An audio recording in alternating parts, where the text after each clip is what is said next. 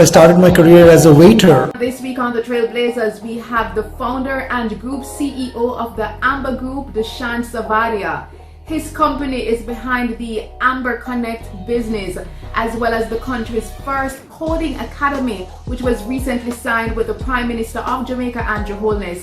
In addition, his company is also the technology behind the tracking of COVID-19 in Jamaica and so much more. But more than that, he has quite a phenomenal story, growing up in India as a troubled teen and then discovering the art of living happy.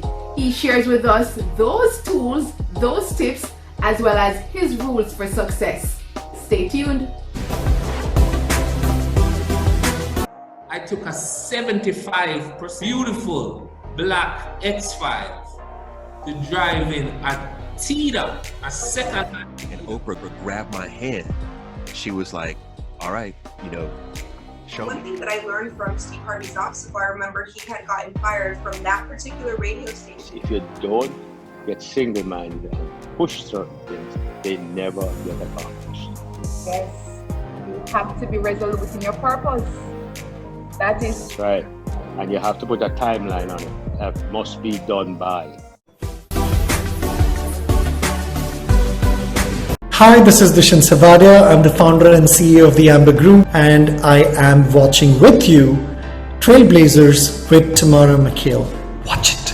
Remember to click the notification bell right below, subscribe, like, comment, and share. And join the Trailblazers family for weekly inspirational episodes every Sunday. Hi Dushyant, it is a pleasure to have you joining us on the Trailblazers as we meet virtually. And the pleasure is all mine, Tamara. Nice to be on your show. Thank you so much. It is greatly appreciated. And I mean, you have quite a story because you're living in Jamaica, but you're originally from India. And initially, when I was looking at your bio, I mean, I know of you as the head of Amber Group that's doing some amazing things, which we're going to touch on. But I didn't know that you had that sort of background where you had like a troubled childhood. So if you would, can you tell us about that? Yeah, sure. So my journey started quite young. When I was 14, I became an alcoholic, a chain smoker, a drug addict. And by the age of 19, 20, my parents kicked me out of the house, middle of the night. And I used to live in east of India, and then I migrated to, I just went to the train station and decided whichever train comes, wherever it takes me, that's my destiny. And I arrived in Delhi 36 hours later in the train and came off the train, and I looked around and I knew by that time my alcohol had disappeared from the body. So I kind of got into my senses that I'm on my own now and I need to make the most of my life by myself and prove my parents wrong. And like I said it before also, that when I was leaving, my father actually pretty much said that you're never going to be able to make it in this lifetime. I kind of was given a very strong sense of failure in my head when I was leaving the house. Then when I arrived at the train station in Delhi, I looked around what to do first. I started my career as a waiter in a restaurant. From there I moved up.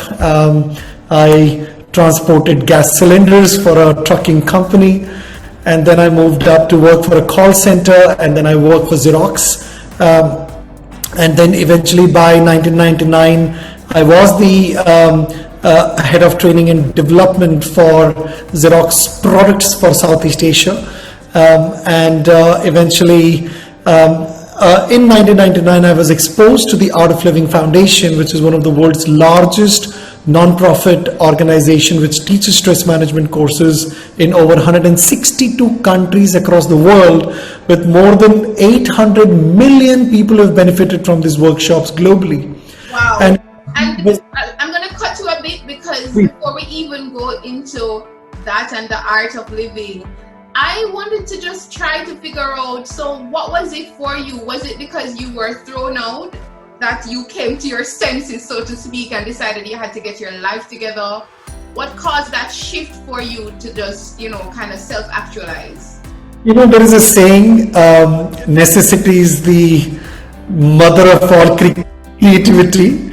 It pretty much was that for me. When I came to Delhi, when I came off the train station, I just knew this is it. I have to make it by myself, and I have to conjure all the courage in me. And I really wanted to, more importantly, I knew I had failed myself.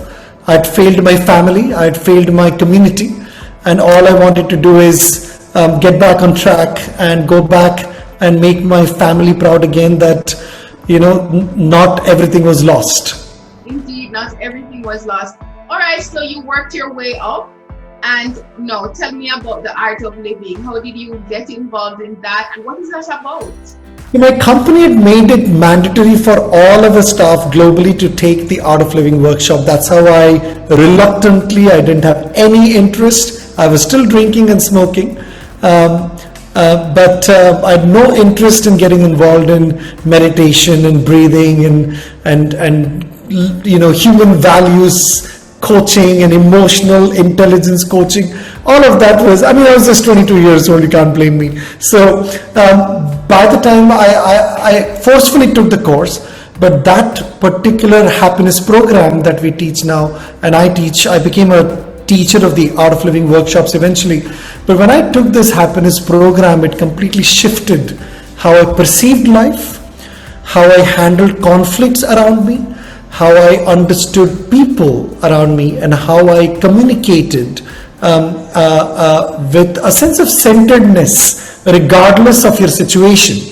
And that fundamental change, and it was not like you learn something now and over years you get a little halo on your head like I have one behind, but it's not over the years you get that. In that 4 days of workshop, everything was so much of a realization and so much of an activation of understanding of human life. And it turned me around pretty much. That was the turning point of my life, actually. That's amazing. Okay, so what are some ways in which we as individuals, especially in this time that we're living in, there's so many things happening around us. So how do we embody the art of living happiness program? How do we embody it? I teach the happiness programs every month. There is a masterclass that is coming up this week on Thursday from 6:30 p.m. to 8:30 p.m. It's just a 2-hour introductory masterclass of energy management. And then I'm teaching the happiness, and it's a free workshop. Of course, we want to bring this knowledge to as many people as possible. But the happiness program by itself, it's from the 23rd to 25th of February, and it is 3 hours for 3 nights. And one can just go to artoflivingjamaica.com and register for either of the free masterclass workshop or the Art of Living Happiness program, both. Oh, that's amazing. Okay, so viewers, you hear it right here on the program. You can get registered and it's totally free. The masterclass is completely free. The Art of Living Happiness program is 10,000 Jamaican dollars for the 3 nights. For the 3 nights. Okay, so even if you don't have the 10,000, you can do the free program. That's amazing. Thank you so much for sharing that. All right, so how is it then that you ended up in Jamaica from India? Tell us about that.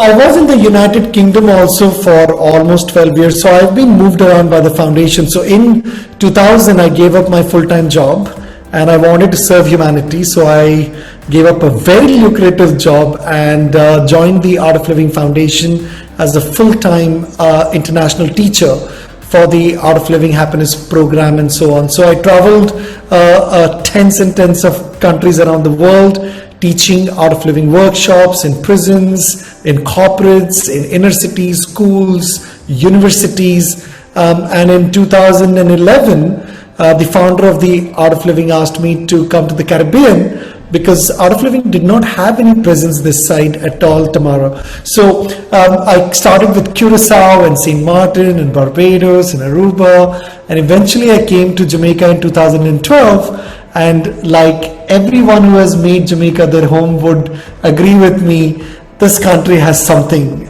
It just pulls you and just holds you so tight and make you feel that this is the connection feel sometimes deeper than your own country of birth, you know. Wow, that's amazing. But I wanted to go back a bit as well, because you mentioned that you left a lucrative job to be full-time in this. So why would you do that? You know, it's almost like a calling. Everybody has a calling. Why did a doctor choose to become a doctor? It was his calling to become a doctor. Why did you choose to go into media? Because something in you told you this is the right thing for you to do. And to me, it was pretty much a calling. See, when I got so much of benefit out of that happiness program, that alcoholics stopped drinking, a chain smoker stopped smoking, a drug addict stopped touching drugs, and naturally I was healthy, I was smiling, I could attend to my chores of work and home both like this. I just smiled all the time. When that happened to me, I recognized what this knowledge could do to me could be brought to millions in the world. And that is why I kind of chose to give up my job and go full time and serve the world to bring this so needed mental hygiene that we forget. You know, we have so much of dental hygiene in our life. Every day, twice a day, we brush our teeth to keep it clean and shiny. But we don't treat our mind the same way. Never in our entire education system, Tamara, we are ever taught how to handle our negative emotions, ever. So the gap is so wide in the society, and that is why you see people are either angry and upset all the time or depressed or suicidal.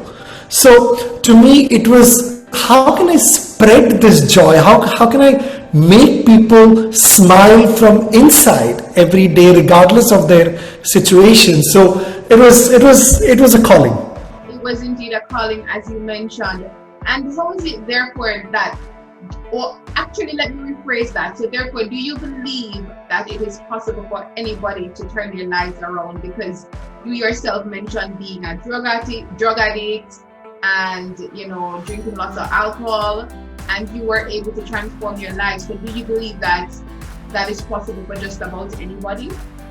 Absolutely anybody. See, having a tool to get back on track is one thing, but you also need some self-determination at the same time. You need to have your own self-determination, and you need to choose a path.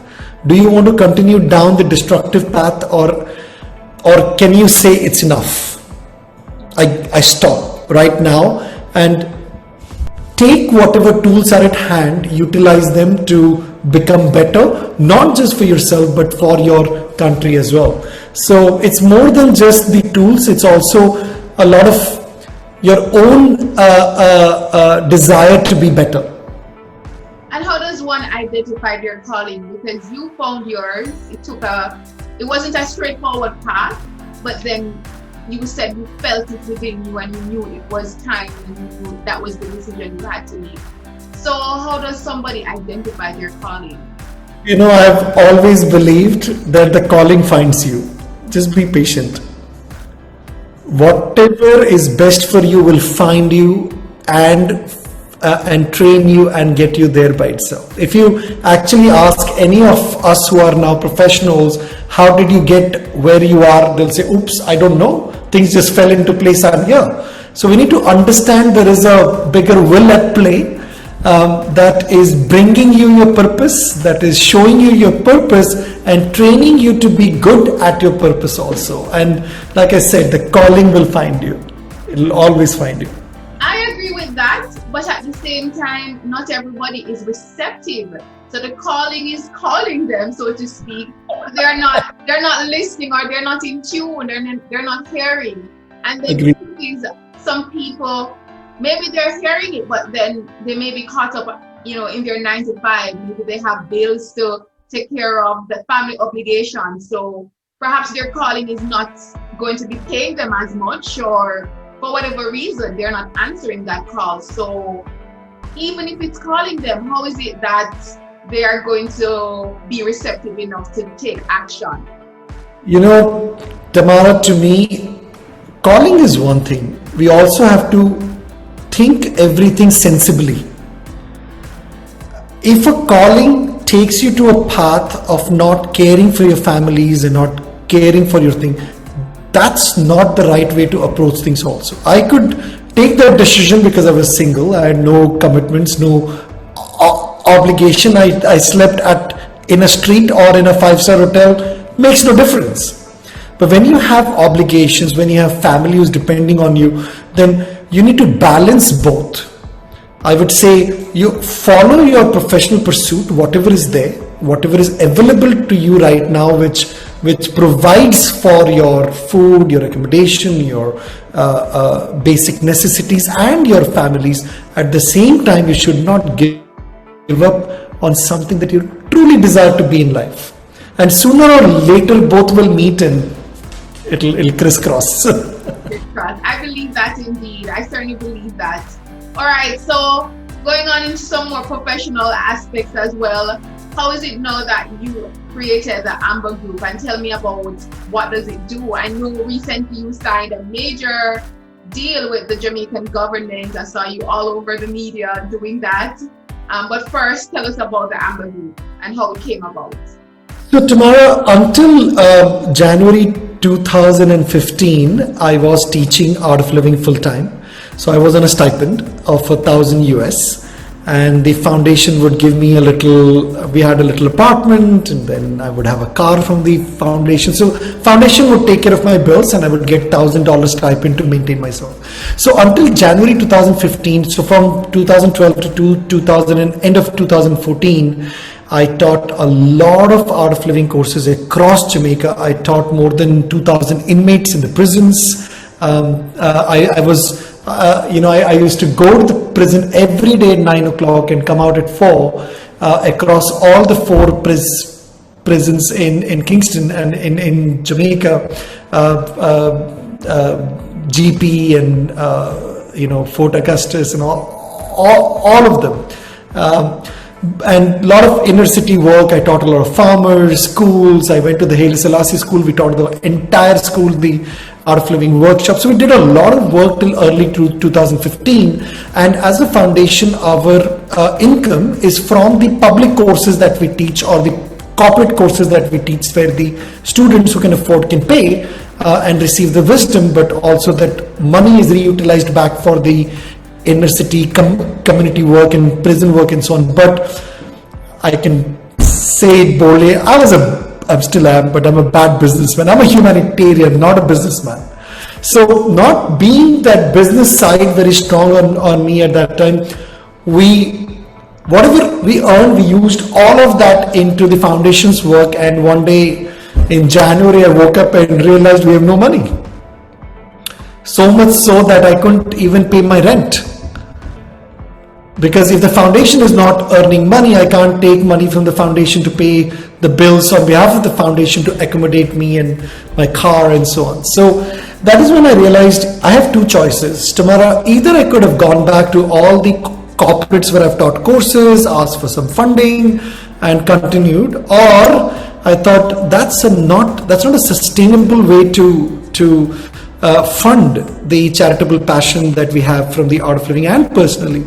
And that is when I decided, you know what, let's just build businesses that can give back its net profits to sustain and maintain a solid funding mechanism for all the stuff that we want to do for Jamaica. And that is how early 2015 I came out with Amber Connect. Late 2015 I came out with Amber Connect. I found an investor, an angel investor out of St. Martin. He was my student of the Art of Living in St. Martin. I showed him the whole project, what I wanted to build with Amber Connect, which is a vehicle tracking fleet management solution. So we do insurance, telematics, and it's a very powerful, big software. And proudly, Amber Connect out of Jamaica now is in 23 countries across the world, and one of the leading telematics companies in the world now. So out of Jamaica to be so widespread in Europe and in Africa was quite challenging, including Best Buy in US. So if you actually go to bestbuy.com, you will find Best Buy also sells Amber Connect products through Best Buy too. So I started with Amber Connect, and because Amber Connect is a very sophisticated software, imagine we became the first in the world to bring artificial intelligence in vehicle tracking. For example, you reach home, the system knows you are at home and automatically activates something we call as Amber Shield. It's almost like it arms your car by itself. So when you go to sleep, if anybody opens the door of your car, turns on your ignition, breaks through your windscreen or try to tow the vehicle, it automatically will immobilize the engine, blow the horn, flash the light, and make a loud noise on your phone to wake you up and inform our 24 hours monitoring command center to give you a call to wake you up and assist you with the police to find the car. All of this happens within seconds. That's amazing. And I mean, we know of Amber Connect in terms of that, and it's, you know, known out there, but who was the brainchild behind the technology? I built the entire workflow, the plan, the features, etc., and I hired a team of developers in India to build the software for me. And fortunately, I found a very good team. They're still with me 5 years later, all of them. So I came up with the use cases, ideas, the UI, UX, and the team built the UI, and then we produced the application. But it wasn't an easy road. As you know, in Jamaica, when I launched it in early 2016, it was very hard. Nobody trusts you because you are an unknown entity. Nobody knows you, and unless somebody knows you and vouch for you, you can't sell nothing. I like the fact in terms of the progress that your company has made, and tell us about now this new initiative that you signed with the Jamaican government to offer coding to Jamaicans. Sure. So Tamara, after Amber Connect, and I'll bring you back to why we decided to go build the Amber Academy in Jamaica now. After Amber Connect, when all our distributors and customers saw our software, they reached out to us, hey, can you build us a software? And we suddenly realized, hang on a second, we are actually a software company. And we then in 2016, late 2016, we created Amber Innovations. That is a software development hub which has over 400 software developers in-house on our payroll. We build massive amount of softwares for very large banks across the world and large enterprises from manufacturing to retail to hospitality to health sector, name it. We encompass every single industry as far as software development is concerned. And then we built Amber Fuels, which is a solution coming out with Texaco for gas stations. We built Amber Pay, which is already out. So if you actually pay your electricity bill, that app was built by us and you're paying through the Amber Pay wrapper. So there's a lot of, so Amber Pay became another, so we went into the payment space also. Then we went into home automation and smart homes and smart buildings. We built Amber Aura, and then we built Amber Aviation. The first plane is actually reaching in two weeks from now. So we went Amber Aviation also for two folds. One is to bring the whole excitement around aviation industry in Jamaica because it's non-existent. If you want to do a microlight lesson, or you want to take an open cockpit experience on a microlight, you'll fly to California or Miami or somewhere else. While we get 2-3 million visitors in Jamaica, we don't have any adventure sport except jet ski, right? So we wanted to bring something exciting, so we brought in microlight planes which will serve for locals and tourisms, but more importantly it will serve to kickstart an aviation industry in Jamaica, to get known for aviation, where we can bring in foreign students to come to Jamaica, live here for 2 months, 3 months, 5 months and learn and get their flying certifications and licenses out of Jamaica. One. Second part of this, we're also launching business jets. So you would know, since pandemic has hit, jet shares have become massive across the world because everybody wants to fly their own little plane without buying it.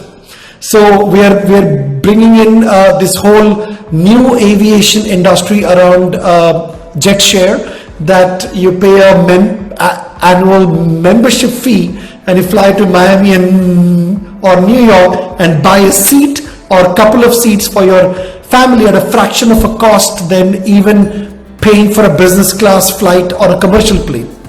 So we went into Amber Aviation, and then while we are doing all of these things, we're coming out with a lot many more things this year. That's amazing. That's interesting. And at the same time, you're working on your art of living. But for someone who said that he wasn't much of a businessman, you've gone full blown into business. Well, you know what, Tamara, I've always said this to my team: when your intent is to serve the society, the right ideas, the right support, and the right help will come to you automatically. If you are self-centered as a businessman, it's all about me, it's all about me having 10 boats and 10 houses and me having a big then yes, you will grow, yes, you will earn a lot of money, but that success is not as meaningful as your entire drive to give back, your entire drive to serve the society. And that is what I think in short 5 years of the Amber Group history, I would say we're not there yet, but we are certainly working audaciously very hard with integrity, with diligence and urgency to make Amber Group one of the largest conglomerates. We are already one of the largest conglomerates, technology conglomerates in the region, but way wider than that globally. We want to make our mark as fast as we can. We built Amber Group to create a self-sustainable society in Jamaica, and we want to give back here. Now, while we do that, and we are also needing a lot of software engineers, I had to build an army of software developers for ourselves here. And that is why I took this idea to the Prime Minister back in September. I've been working with the Prime Minister and the government of Jamaica since we built the whole COVID-19 platform in April 2020. What's and I'm the sure platform? The whole Jam COVID-19 platform for Jamaica. So if you want to come to Jamaica, you have to go to visitjamaica.com or Jam COVID-19 platform, apply for your travel authorization certificate to come to Jamaica.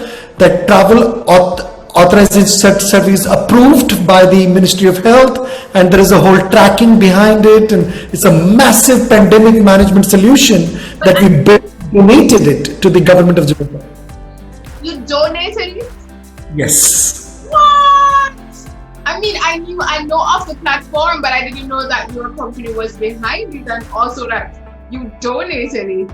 Correct. So it was entirely built by Amber Group, and we worked with all the ministers together, took all the use cases, and within a couple of weeks we launched the initial website, and now it's a massive pandemic management solution which manages everything from immigration to home quarantine end to end. So that entire software, we realized when the pandemic hit, I actually came in on 24th of March, which was the last flight to Jamaica. And I arrived on time. When I came in and I looked at the condition, I knew without technology for us as a country to manage the pandemic would have been impossible. And imagine we've now brought in over 1 million passengers from abroad, and until of course a few weeks ago we were only at 1800 active cases. So as a country we've done tremendously well, and we want to actually congratulate the Ministry of Health, the OPM and the various ministries and the Amber Group software development team who provided this entire technology to manage the COVID-19 for the country. That's amazing. I mean, that's awesome. We really appreciate that. We're winding down, but I know in terms of the coding initiative, as you mentioned, that was your way of also giving back to society, right?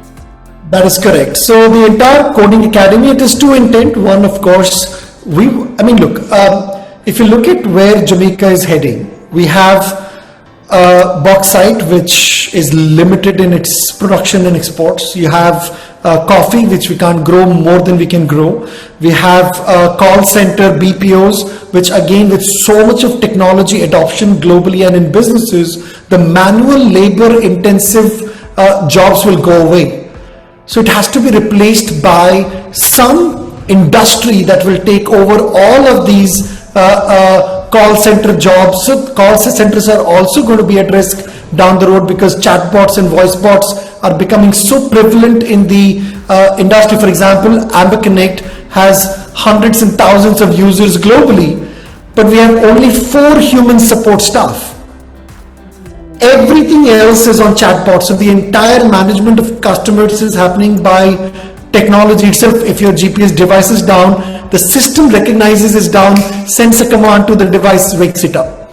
So we don't need human intervention to call and chat with customers anymore, and we can process 1 million customers chatting in real time at the same time through the chatbot. So given that, to me it was all about how do we create a brand new ecosystem of jobs, and jobs which will always stay in demand for the next 100 years.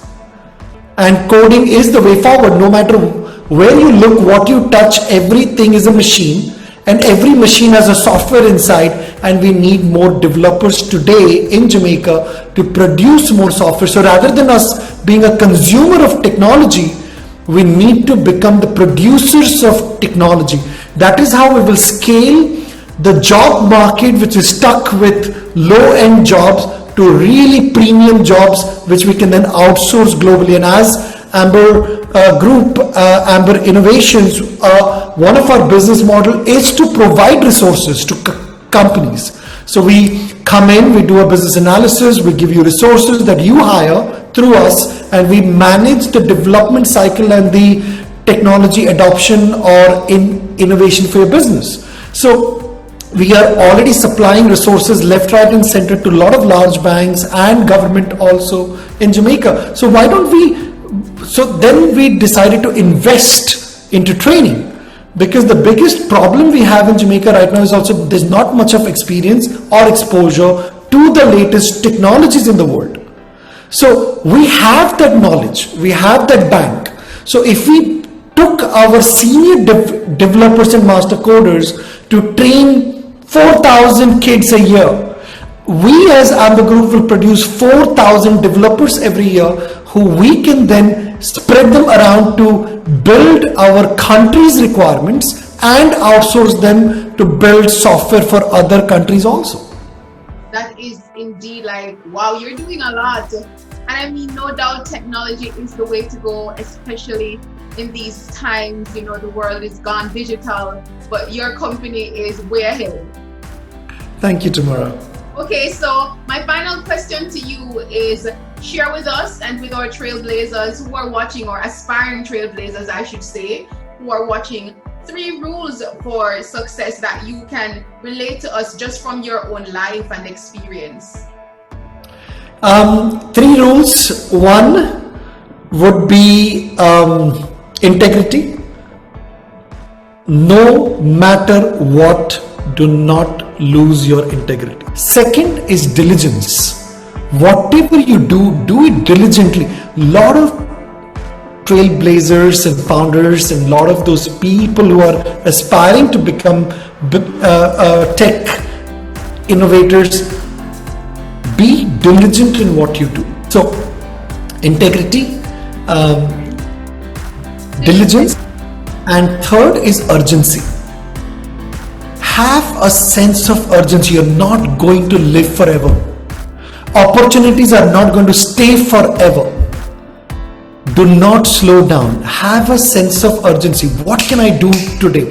I wake up, I work 19 hours a day. You can ask anybody in my business, they'll tell you, because I always work with that sense of urgency, and I'm still able to accommodate everything because I have this sense of urgency to do good in the society, to do good for my team members, and do good for myself also.